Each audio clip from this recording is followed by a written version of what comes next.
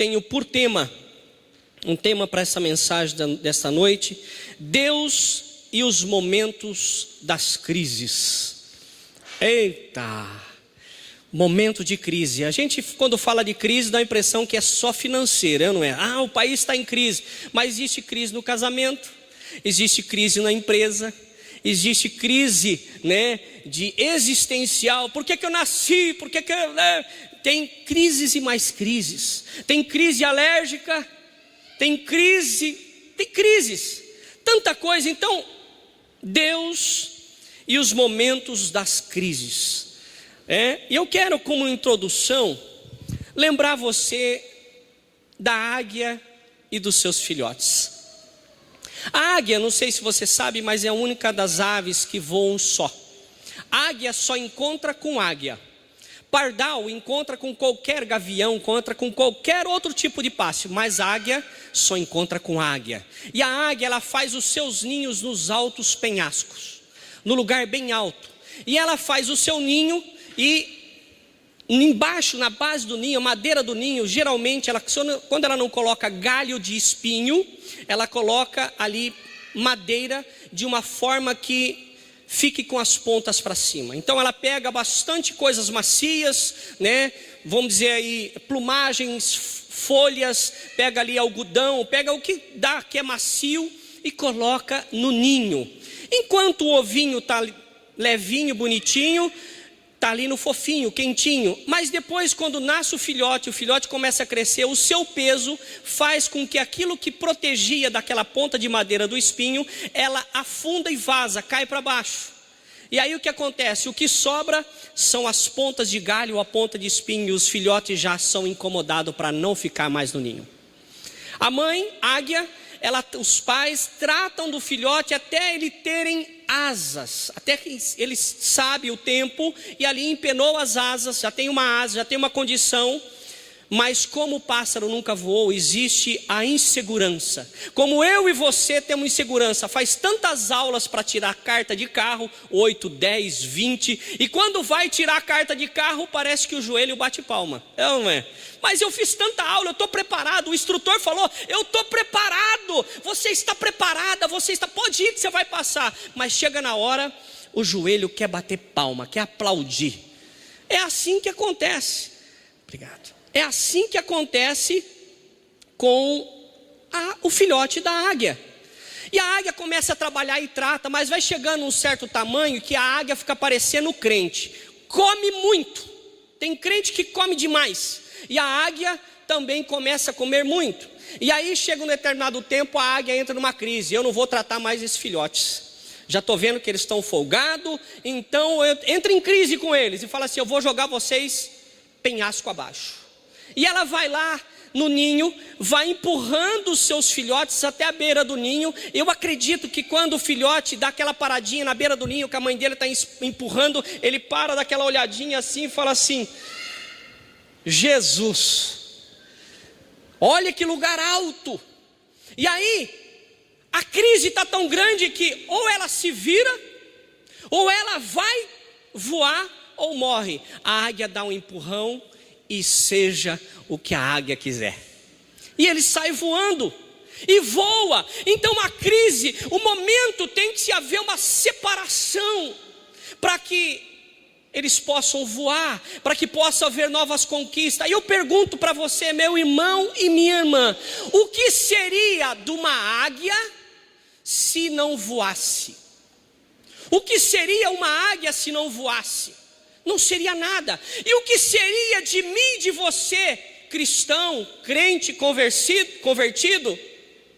O que seria de um cristão? O que seria de uma pessoa dessa se não tivesse fé? Não seríamos nada. Sem fé, a primeira coisa que acontece, eu não consigo agradar a Deus. Sem fé eu não tenho autoridade. Sem fé eu não tenho certeza. Então o crente sem a fé não vale nada. É que nem a águia sem voar, não tem valor. Quando a gente pensa numa águia, o que vem na tua mente? Você vê uma ave grande, uma ave com garras, uma ave que ela pega os animais, às vezes até do tamanho dela ou até maior, e voa com eles nas suas garras. Isso é uma águia. Essa é a visão que nós temos de uma águia. E qual é a visão que o mundo tem de um crente? Qual é a visão que o mundo tem de um cristão? O mundo inteiro erra, as pessoas erram, adultério, faz isso, faz coisa errada, e todo mundo fala lá, não está nem aí com o que aconteceu. Mas quando um crente erra, olha lá o crente, olha lá. O mundo já espera de mim e de você, não um pardal, mas espera de mim e de você uma águia, que faz coisa diferente, que voa alto, que faz ali o exemplo. E o inimigo tem que ter medo de mim e de você. Quando os animais, quando a águia dá aquele grito dela, os animais saem em retirada. Quando nós gritamos, o que acontece? A gente atrai o inimigo para a nossa vida, ou ele corre de nós? Nós somos a águia do Senhor. No livro de Isaías fala, ele nos ensina sobre a águia. O pardal, quando ele vê um vento, sabe o que acontece com ele? Ele vai se esconder. A águia, quando vê um vento, ela voa contra o vento, e o vento faz ela ganhar altura. Então a tempestade, quando vem contra o pardal, ele se esconde. A tempestade, quando vem contra a águia, ela voa mais alto. Então quando vem problema sobre a tua vida, voe mais alto, diga assim: eu vou voar, eu vou conquistar, eu vou mais alto. O tempo todo houve guerra com o cristão. O cristão jamais morreu, não acabou. Acabaram com o judeu, tiraram até o território dele. Embora a Bíblia diz que o único que recebeu o território, recebeu as suas terras, e está na Bíblia, é o judeu. Desde o Egito, até os 2 rios, até lá em cima, tudo é dele, é do judeu. Deus determinou isso, mas foi o homem lá e mandou embora. O judeu se tornou forte, eles se uniram, está reconstruindo tudo, está fazendo tudo de novo, porque eles são águias, não é pardal. Nós somos águia. O inimigo não tem poder contra a nossa vida. Quando o inimigo se levanta e fala: você está aí, agora eu não erro. Agora eu não erro você, em nome de Jesus, Senhor, está ali, ó, acaba com esse agora, em nome de Jesus Cristo. Está morto, está acabado, está amarrado, está destruído, está queimado, né, Marcelo? Queimado. Autoridade. O texto base que eu deixei aqui, Filipenses 4,13, fala assim: posso todas as coisas no Senhor que me deixa fraco. Amém? Amém nada. Posso todas as coisas porque o Senhor é que me dá força. Em lugar nenhum está dizendo que te dá força. Meu irmão, você pode comer um mocotó hoje. Chega em casa hoje, come um mocotó, mas uma pratada dos grandes mesmo. Sabe o que vai acontecer com você? Você vai começar a suar, vai dar uma moleza e vai dormir, se não pôr tudo para fora. Então, meu irmão, tem coisa que só tem uma coisa que nos fortalece contra o inimigo e contra todos: é Jesus Cristo, que está na tua vida também. Amém? Jesus está na tua vida, Jesus quer habitar em você, Ele está aí através do Espírito Santo, e você tem que tomar posse, falar: Jesus, acorda deste barco e acalma a tempestade. Jesus está em você, Jesus está em mim, eu preciso acordar essa tempestade. Eu preciso acordar Ele na tempestade. Está tendo problema? É momento de acordar.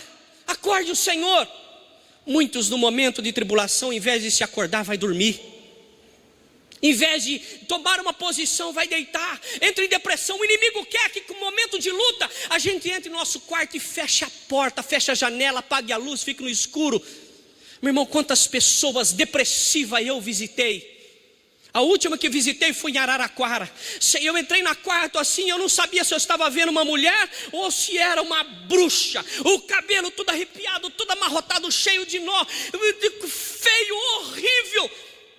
O inimigo quer isso. O inimigo quer nos derrotar. Eu quero falar com você que você tem que sempre, quando encontra uma luta, você vai falar assim: luta, eu vou vencer. Eu vou vencer, porque Jesus está comigo, o Senhor é minha força, eu vou vencer.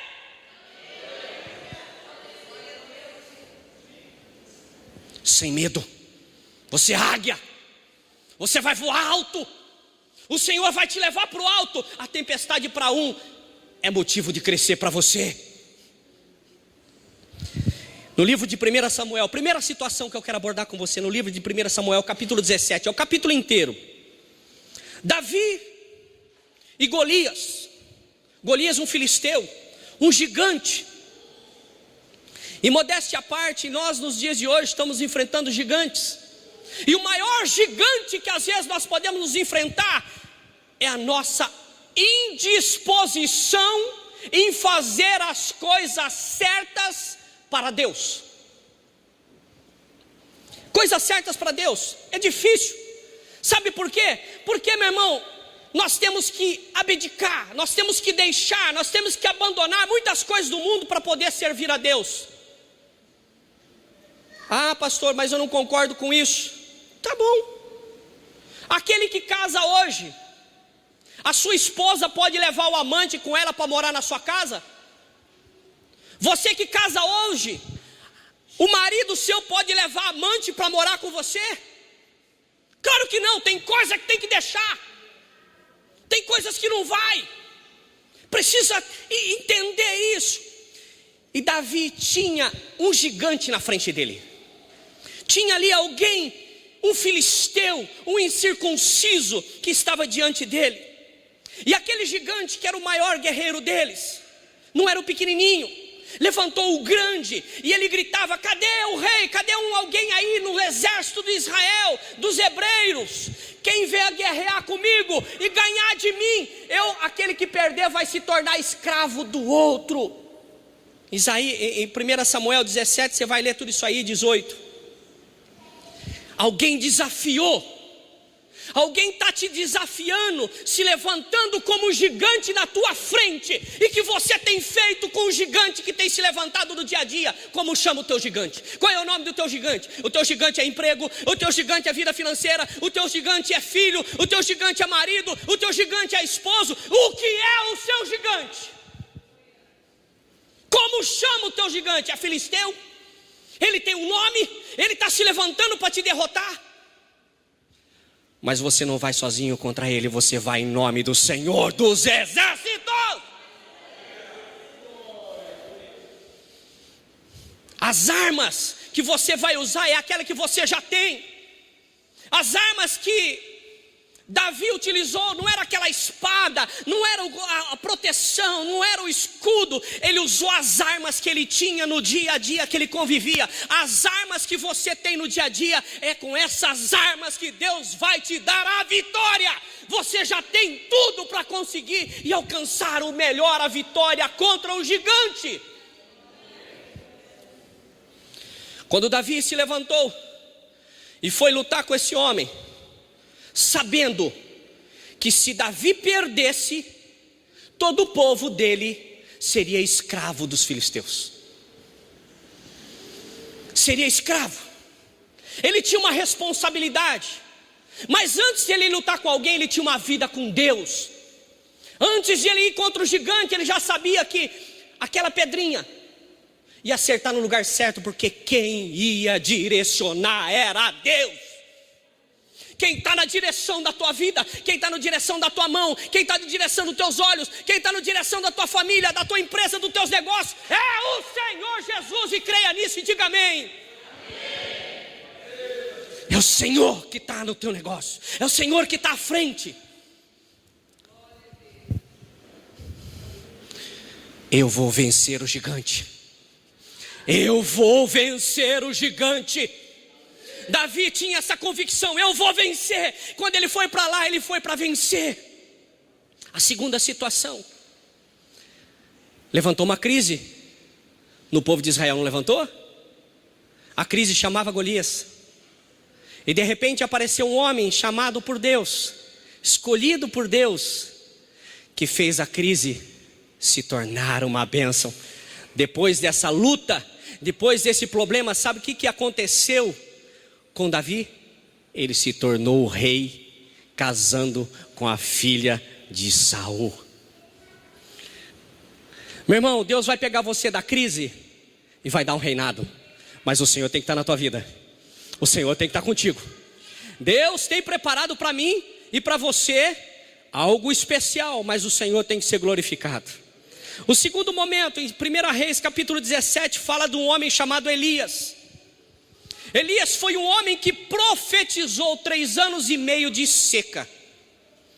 Olha, meu irmão, e quando Elias profetizou que ia ficar sem chover 3 anos e meio, sabe que ele não tinha se preparado para esses 3 anos e meio, ele não tinha celeiro, ele não tinha comida, ele não tinha nada guardado para aguentar esses 3 anos e meio de seca. Eu não sei quanto tempo você está vivendo numa sequidão, eu não sei quanto tempo você está vivendo num deserto, mas Deus vai te suprir onde você estiver, porque o Senhor é Senhor da tua vida e jamais vai te faltar nada.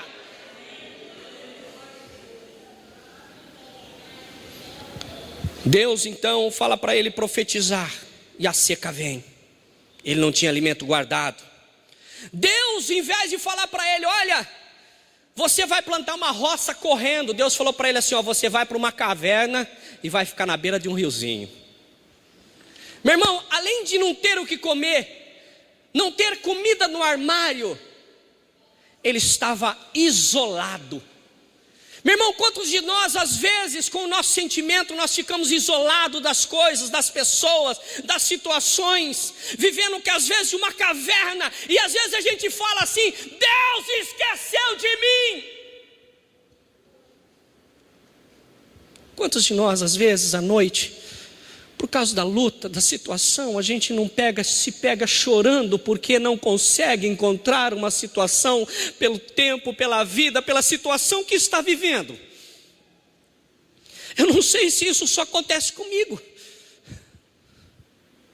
Eu não sei se é só eu que tenho essas lutas.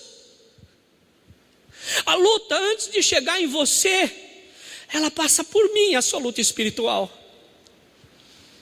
Porque eu oro por você, eu intercedo por você, eu jejuo por você, eu quero a bênção de Deus para você, e eu oro para que não te falte nada, eu oro para que Deus te dê saúde, te dê forças. Eu não sei se você já se pegou em um momento falando assim para Deus, onde o Senhor está?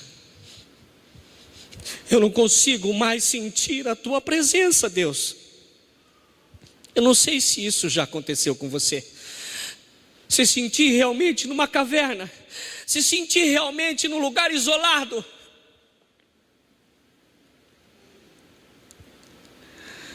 Elias foi levado para uma caverna. Não tinha armário com alimento, mas Deus mandava os corvos levar carne para ele. Deus providenciava, Deus entrava com providência. Então o que eu aprendo? Que Deus vai entrar com providência. Deus vai mandar corvo, Deus vai mandar pardal, Deus vai mandar pombo, Deus vai mandar alguém para te suprir as suas necessidades. Eu acredito que Elias ficava olhando assim para as árvores, com a barriga roncando, as tripas grossas engolindo a fina. Aí pousava um corvo lá, ele falava assim, eu fico imaginando, não está na Bíblia, ave abençoada. É o delivery, ele não precisava nem ligar, já entregavam para ele. Deus é assim, Ele sabe das nossas necessidades, mas nós precisamos confiar nele. Deus colocou também no caminho dele, depois o rio secou, ele não tinha mais onde beber água, e Deus falou para ele assim,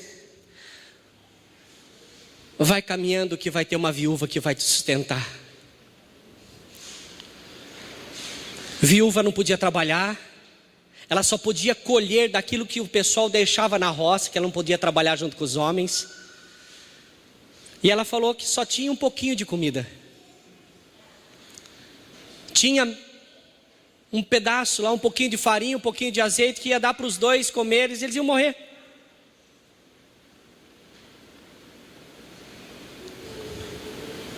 A situação estava crítica.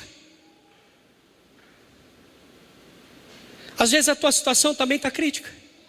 Quando alguém olha para você e fala assim, ah lá o crente passando isso, ah lá o crente passando dificuldade, ah lá, depois vem me dar a paz do Senhor. Lembra essas pessoas de Elias? Lembra que Jesus teve fome, passou fome? Lembra que quando alguém foi oferecer comida para Jesus, quando ele teve fome, foi o diabo. Então cuidado com aqueles primeiros que vêm te oferecer alguma coisa. Dá uma vigiada, dá uma passada de mão na cabeça dele para ver se não tem um chifre lá. O inimigo tenta contra as nossas vidas. Deus coloca quem nós precisamos para suprir. Sei que o mundo vai te apontar o dedo. Meu irmão, você pode ser... Jesus era a pessoa mais correta que viveu nessa terra. Arrumaram uma acusação e mataram ele. Então, meu irmão, você não vai sobreviver para este mundo, porque você já vive para Cristo, amém? Deus providencia. Diga sempre: o Senhor me sustenta, o Senhor vai me sustentar, o Senhor está comigo. E a terceira situação, quando Jesus foi levado para ser tentado ali no deserto, ele se encontrou em um momento de fraqueza física. Jesus jamais esteve fraco espiritualmente, ele teve fraqueza física. A fome é um sinal. Eu não sei você, meu irmão, mas quando eu morava na fazenda, no sítio, e a gente vinha da escola e não tinha merenda, sabe aquele capim margoso? A gente pegava, arrancava ele e comia aquela parte molinha até chegar em casa, porque a fome era grande. Comia a parte molinha do mato. E eu vou falar um negócio para você. Foi bom, porque eu não morri, estou aqui vivo, mas quero dizer para você que passei por necessidade. Ele teve um momento de fraqueza, fraqueza física, e o diabo disse: você não é o filho de Deus? Transforme essas pedras em pão. Meu irmão, o diabo estava falando para ele aquilo que ele era. Ele não era filho de Deus, ele estava sendo a provar aquilo que ele era. E muitas vezes, meu irmão, nós queremos provar que somos crentes, nós queremos provar, não devemos nada a ninguém a não ser o amor. Muitos têm pedido prova para você. Você está tendo que provar que é crente todos os dias. Você não precisa fazer uma carta, assinar e reconhecer em cartório todo dia, mas o seu testemunho é a sua assinatura. Aquilo que você faz no dia a dia mostra quem você é. Meu irmão, há uma diferença muito grande entre talento e caráter. Talento: a pessoa vem aqui, toca um instrumento que chega a arrepiar, toca um instrumento que é uma maravilha, tem uma voz para pregar e lê uma Bíblia que é uma maravilha, mas por trás é um ladrão, um corrupto, um adúltero, um mentiroso. Todos os talentos foram por água abaixo. Meu irmão, a prova que o nosso talento vem de Deus é por causa do caráter. Eu pago as minhas contas porque eu sou honesto. Eu não pago a minha conta porque é talento. Eu pago porque eu sou honesto, isso é caráter. Eu sou aqui na igreja, o mesmo que eu sou lá fora. Eu sou honesto com você aqui na igreja, eu sou honesto com a pessoa lá fora, porque senão essa honestidade aqui na igreja seria somente talento e não seria caráter. Jesus tinha caráter. Ele tinha algo de Deus na vida dele, sendo o próprio Deus. Ele demonstrou com atitude aquilo que ele era. E quantos de nós às vezes não somos tentados em nosso caráter para se tornar uma pessoa comprada, ou se vendendo por qualquer niaria, por qualquer migalha? Caráter: eu sou assim porque eu sou assim e nada vai mudar. Pode vir o que for, eu sou assim. Pode vir a mulher mais bonita, eu sou fiel à minha, porque eu tenho caráter. Pode me dar o dinheiro que quiser, eu vou ser honesto porque eu tenho caráter. Eu vou falar sempre a verdade, custe o que custar, doa quem doer, porque eu tenho caráter. Jesus tinha caráter. Ofereceu, ele estava com fome, tinha uma necessidade, mas ele não pegou. Ele podia provar: eu sou Deus e vou transformar as pedras em pão e nada vai acontecer com você.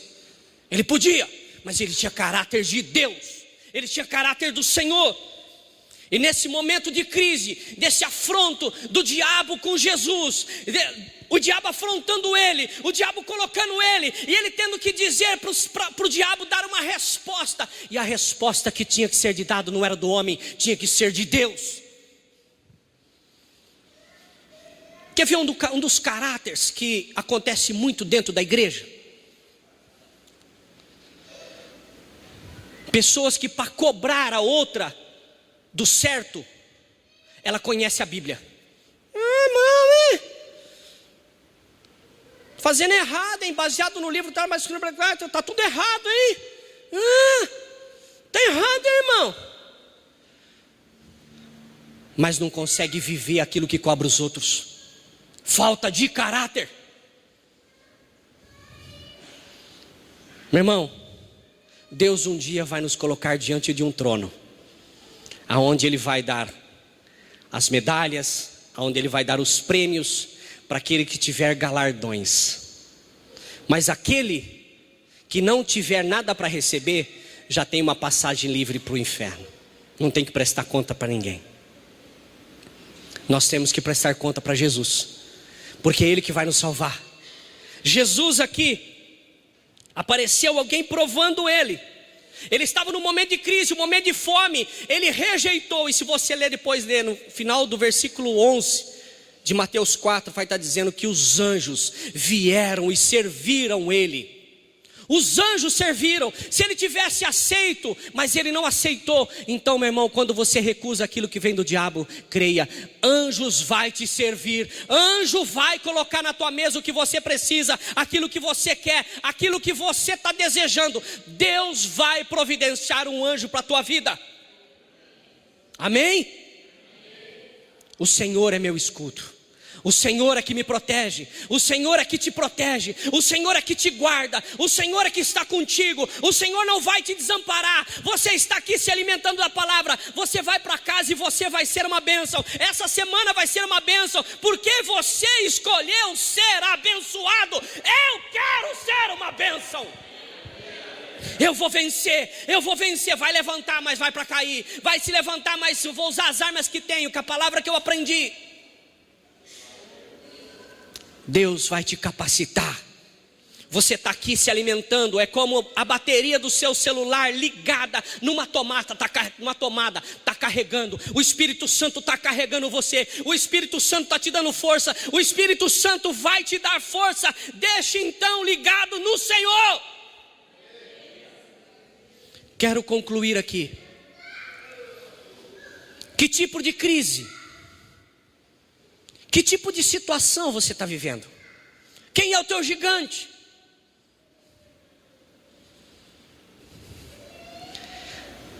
Qual é o deserto? Quem está te oferecendo alguma coisa para te tirar do caminho do Senhor? Queria chamar o ministério de louvor. Meu irmão, Deus me mostra que tem gente recebendo oferta para sair do caminho do Senhor aqui. Tem gente que já está fora do caminho do Senhor, só está aqui na igreja como no velório, só está de corpo presente, porque o espírito já está lá no mundo, já está no inferno. Você precisa mudar isso. Ah, pastor, falando assim as pessoas vão embora. Meu irmão, jamais a gente perde alguém que não pertence. Eu estou preocupado porque Jesus vai voltar amanhã. Está aí já. E muitos estão no seu coração ocupando o lugar que deveria ser do Senhor com outras coisas. Você está preocupado com aquilo que não é de Deus. Você está gastando o seu tempo, o seu dinheiro com aquilo que não é comida. Quem é o teu gigante? Quem é o teu deserto? Qual é a situação que você está inventando? Deus providenciou corvos, Deus providenciou uma viúva, Deus providenciou Davi contra o Golias, Deus providenciou anjos para Jesus, para saciar a necessidade. Deus vai suprir a sua necessidade, mas você tem que estar na vontade dEle. Deus tem uma bênção para você hoje. Deus, Ele fala assim: basta cada dia o seu mal. Quer dizer, para vencer o mal eu também tenho o bem. Deus tem algo para a tua vida hoje. Você passou por aquela porta e você falou assim: só Jesus na minha vida, só Jesus na minha causa. Quem é o teu gigante? Você tem sido como eu, que às vezes entra lá no teu banheiro, olha para o espelho, senta ali no vaso e fica falando para Deus: Deus, passa logo. Quem não disse assim, né? Acaba o ano logo, acaba esse mês logo, acaba essa semana logo, acaba logo, que essas contas acabem logo, que esse meu sentimento, que essa minha dor acabe logo, que essa situação se resolva logo. Eu não aguento mais. Isso você faz na tua casa, porque muitos de nós sai na rua, tem que mostrar o sorriso. Quando alguém perguntar para você, você fala assim: está morrendo, as coisas estão mal. Você fala assim: tudo vai bem, porque o Senhor está comigo. Creio que nesse momento Deus vai suprir a sua necessidade. Deus vai te fortalecer. Deus vai te dar a vitória. Mas você precisa e tem que estar no centro da vontade de Deus. Quero convidar você a ficar em pé.